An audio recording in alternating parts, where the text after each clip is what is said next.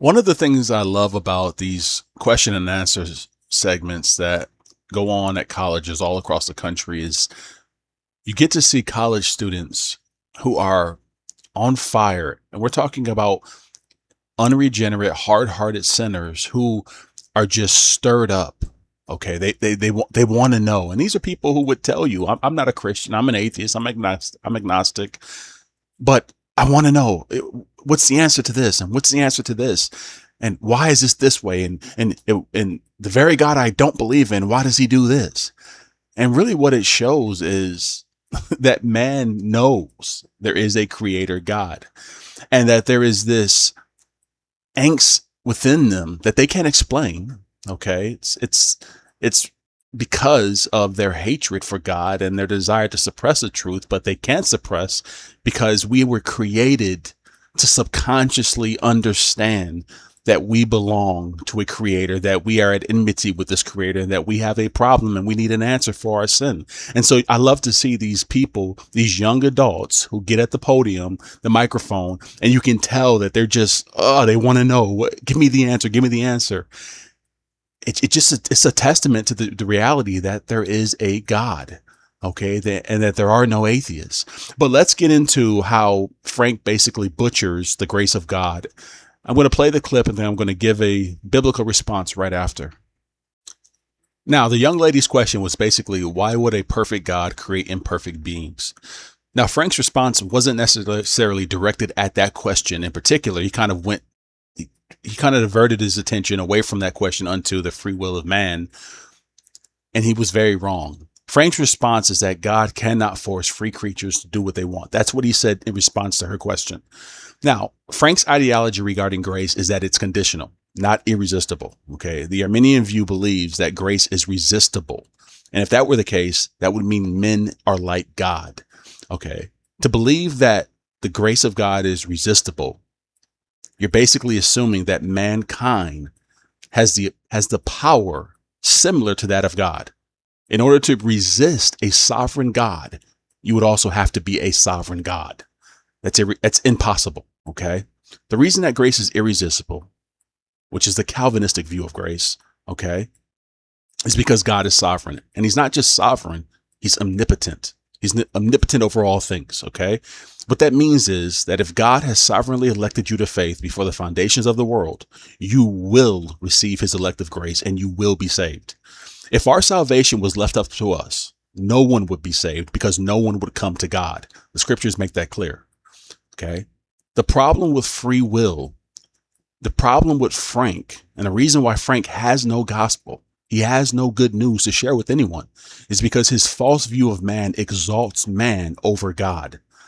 Okay. And anytime we have a doctrine that praises man, that uplifts man, that exalts man, that gives man a reason to boast, okay, you're diminishing the sovereign love and decree of God over mankind.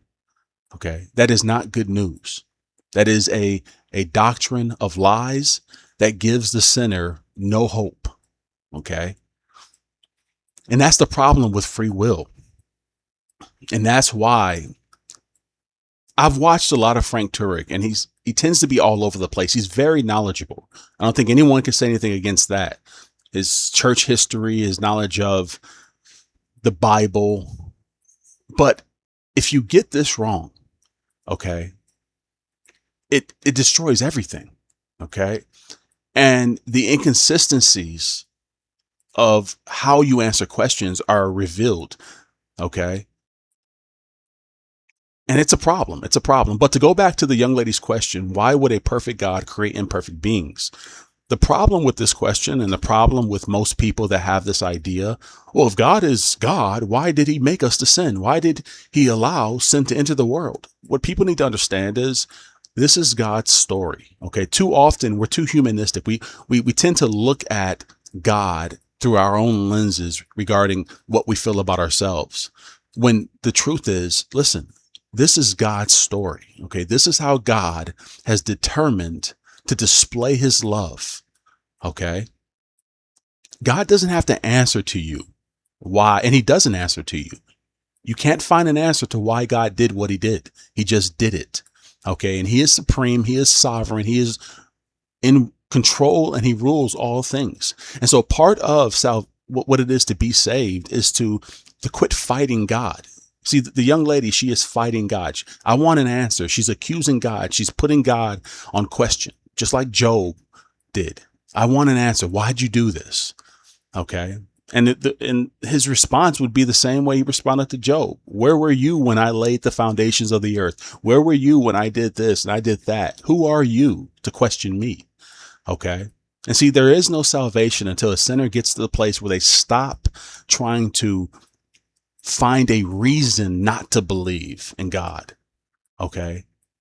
The sinner doesn't get saved until they stop fighting, until they put down their shields, their sword, and they give up and they say, Lord, save me. Okay. Because the very fact that this young lady is here at this Q&A asking these questions after she's proclaimed that she's not a Christian, okay, shows it's clear as day. She knows this stuff is true. She knows it is. Otherwise, why would you care? You could be doing anything on that day. Why are you here? Go live your life. Okay. If there is no God, don't worry about it. But you can't not worry about it because the Bible says there is no peace for the wicked. Okay. If you're lost, you have no peace. And I don't care who you are. I don't care what you say. Man has this gnawing feeling of dread that they can't escape. Lost men and women all have this dreadful feeling of uncertainty, of not knowing. Okay. And it's the hardness of heart that allows them to live on, in any amount of peace. But yeah, I kind of got off track there, but I'm going to keep on hitting Frank Turek with truth in regards to his idea of free will, because he's just flat out wrong.